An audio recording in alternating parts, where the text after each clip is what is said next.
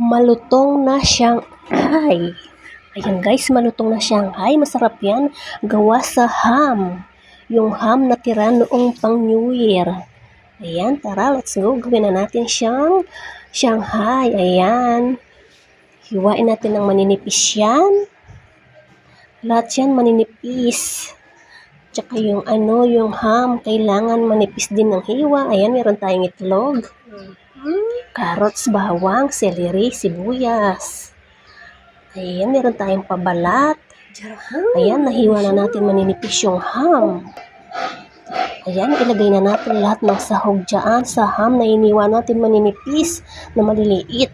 Tagtarin ng pinong-pino yung ham. Ayan, pinaghalo-halo natin. Lagyan na natin ng paminta at itlog. 2 itlog lang yung linagay ko dyan. Siyempre, haluhin na natin. Lagyan natin konting oyster sauce.